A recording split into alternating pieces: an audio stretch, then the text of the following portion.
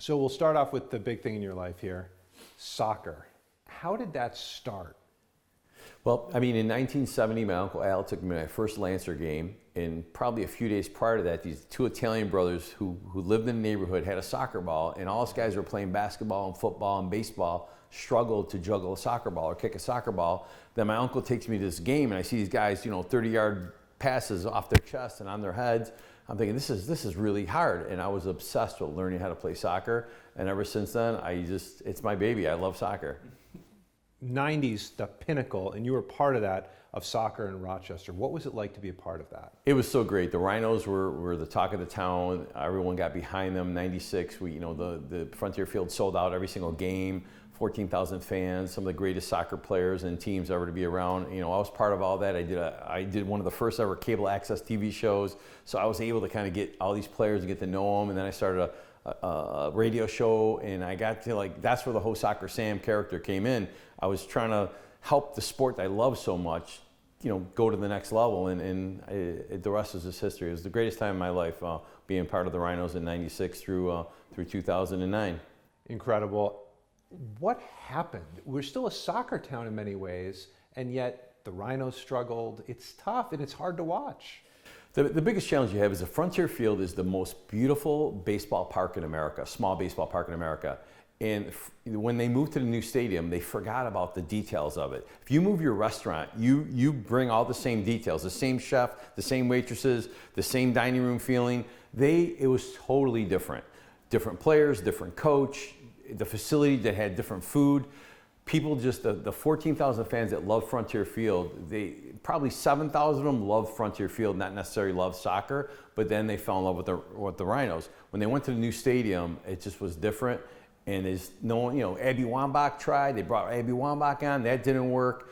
And it's a challenge now. And now, the Bills have taken off to a different level, the Sabres have taken off to a different level, Major League Sports has taken off to a different level. So it's gonna be tough for any minor league team to ever reach where the Rhinos were. But if you get 2,000-3,000 fans a game and 100 kids fall in love with soccer, that's what we try to do every game.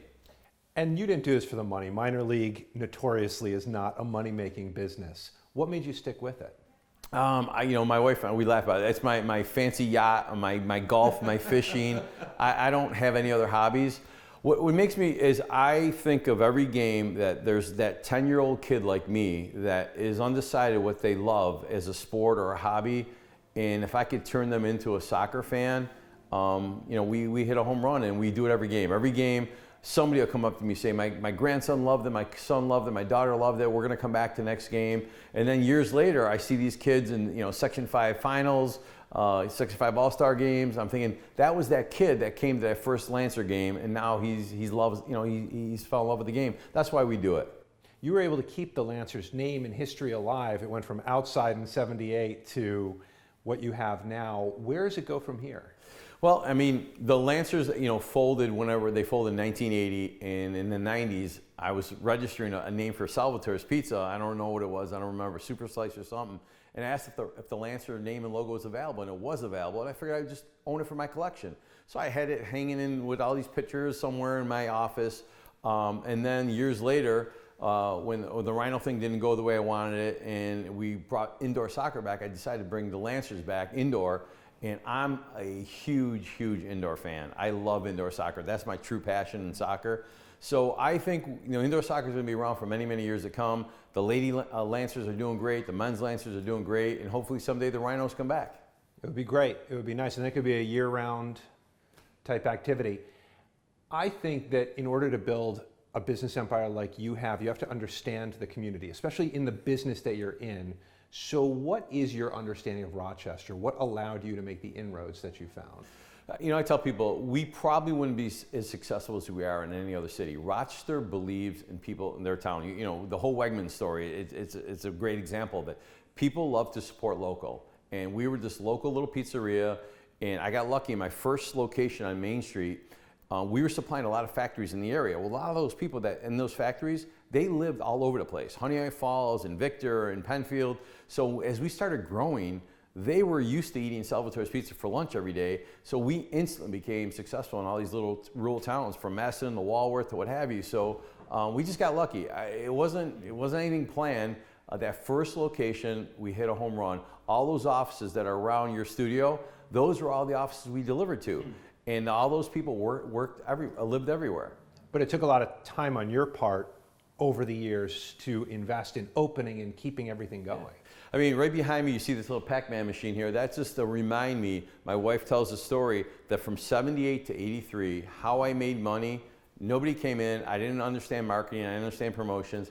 I had a Pac-Man machine in the lobby, and I would play kids in the neighborhood. They would put the quarter in, and then if they beat me, I'd give them a slice of pizza. Well, nobody could beat me. And at the end of the week, the guy would come, and we split the money, and that was how I kept Salvatore's alive in the early days, was with my Pac-Man machine, my video game.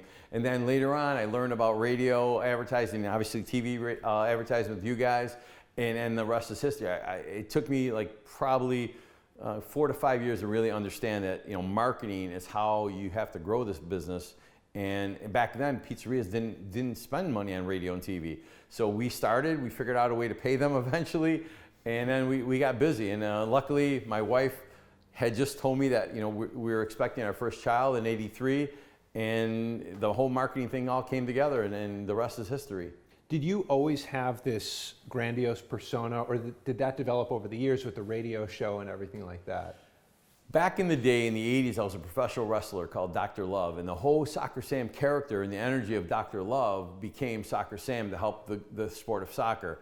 I'm really quiet, shy in public, but my character, what I do on TV and radio when I do the commercials, I'm that Soccer Sam guy that's really Dr. Love, just like a 12-year-old loving soccer and just having fun, and that's what I try to bring to it all. But I love what I do right now. I mean, I have the best job in the world. I have the best staff in the world. I have the best franchisee owners in the world that run the stores and they work really hard to make this work.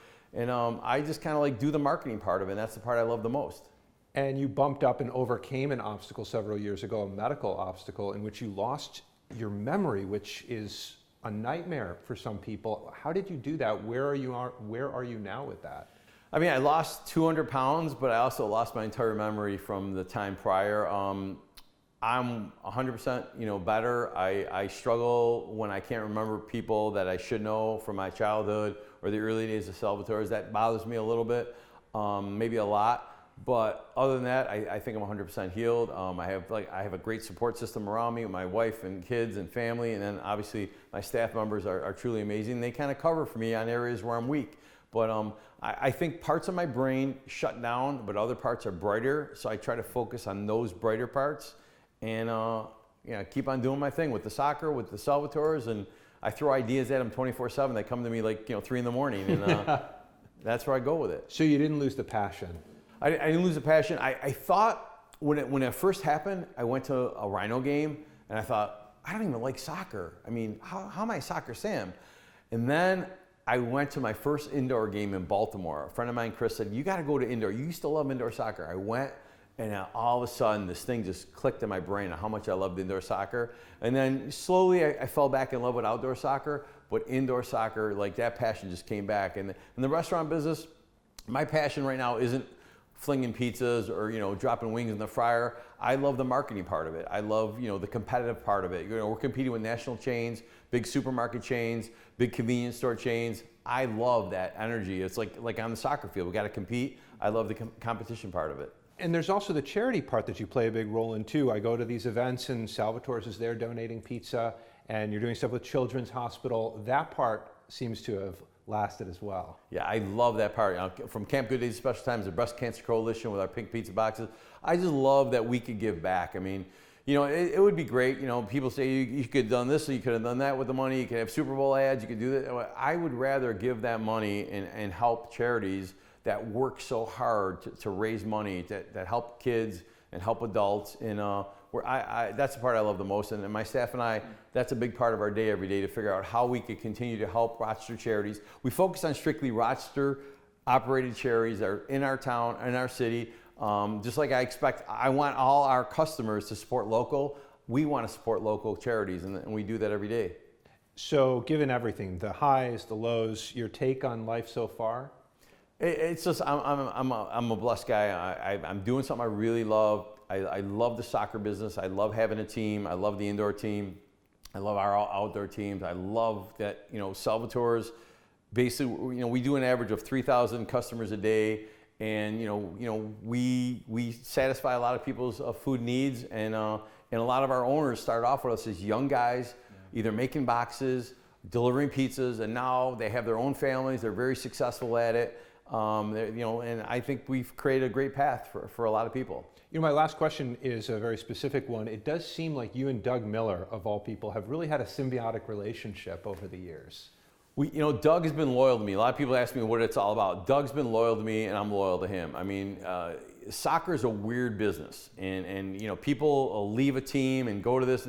But Doug, from our early days when I first met him, I brought Doug here. He was playing for the Cleveland Crunch, indoor player, and I was an indoor nut.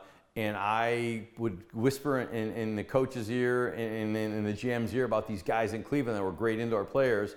They all came here. They were respectful of the fact that I brought them here because they knew me from the indoor game. My TV show back then covered indoor soccer because there was no Rhinos. So they knew me as the soccer guy covering indoor soccer on my cable access show. So when I brought them here, I opened up a lot of doors for a lot of them. And Doug's always been respectful of that, appreciative of that. And he came back and played for us, didn't want a dollar. Coaches for us, and he's just like, I don't have to worry about his division.